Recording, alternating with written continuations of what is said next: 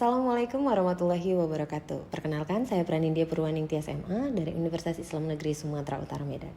Nah, rekan-rekan mahasiswa, hari ini kita akan membahas mengenai perilaku informasi. Kira-kira apa sih perilaku informasi? Mungkin pertama kita merujuk kepada bahasanya. Yang pertama adalah kebutuhan informasi. Nah, kebutuhan itu apa? Menurut teorinya Abraham Maslow, ada 3 jenis kebutuhan, yaitu kebutuhan fisiologis, kebutuhan afektif, dan juga kebutuhan kognitif. Kebutuhan fisiologis berbicara tentang kebutuhan dasar manusia yang terkait dengan fisik. Kebutuhan afektif itu berbicara tentang rasa, yaitu misal kebutuhan tentang kasih sayang, rasa cinta, rasa aman. Lalu berikutnya kebutuhan kognitif, berbicara tentang bagaimana caranya manusia ingin memenuhi kebutuhan terkait dengan pendidikan dan intelektual. Nah, ketiga kebutuhan tadi merupakan kebutuhan yang sifatnya pribadi yang mampu mempengaruhi kebutuhan informasi seseorang. Namun, kebutuhan pribadi itu juga akan dipengaruhi oleh kebutuhan eksternal. Nah, kebutuhan eksternal itu terdiri dari 4. Yang pertama adalah kebutuhan kerja, lingkungan kerja, kebutuhan sosio-kultural, kebutuhan politis ekonomis, dan kebutuhan fisik. Yang kebutuhan informasi itu terdiri di atas 2 hal, yaitu information wants dan information need. Nah, munculnya kebutuhan informasi itu akan memunculkan yang disebut sebagai keinginan untuk memenuhi kebutuhan informasi tersebut. Karakteristik dari kebutuhan informasi yang pertama adalah visceral need, di mana ini merupakan kebutuhan dasar yang harus dipenuhi oleh manusia. Yang kedua adalah conscious need. Nah, conscious need ini adalah kebutuhan yang memang sudah disadari, berbeda dari kebutuhan visceral itu terkait dengan kebutuhan dasar yang harus terpenuhi, sementara conscious adalah kebutuhan terkait dengan aktualisasi diri. Lalu berikutnya kedua kebutuhan tentang bagaimana caranya seseorang meningkatkan kesejahteraan hidupnya. Nah, lalu berikutnya adalah formalized need, yaitu kebutuhan yang mana kebutuhan tersebut sudah diatur, lalu kebutuhan tersebut terkait dengan norma, peraturan, lalu kebijakan tertentu yang berlaku di masyarakat. Lalu kebutuhan yang terakhir adalah compromise need. Kebutuhan ini tidak harus dipenuhi, tetapi mungkin ada hal-hal tertentu yang membuat kebutuhan akan informasi ini harus terpenuhi.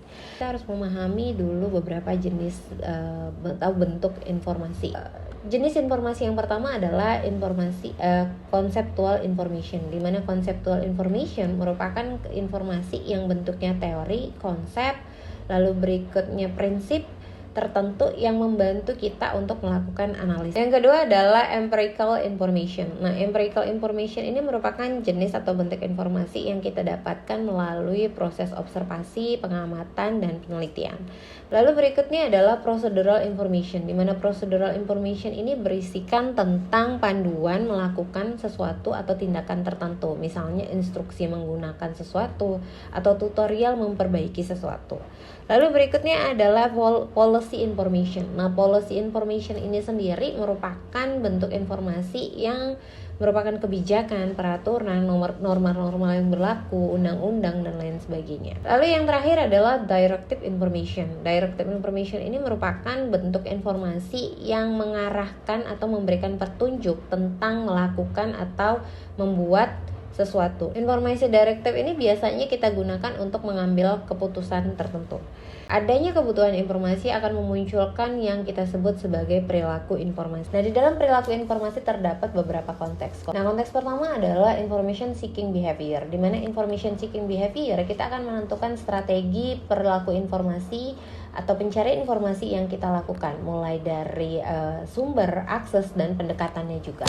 Lalu berikutnya adalah information searching behavior. Nah, ini hampir sama dengan information seeking behavior, hanya yang membedakannya adalah ketika kita melakukan information searching behavior, kita akan berinteraksi secara langsung dengan sistem atau database atau alat pencari sumber informasi tertentu.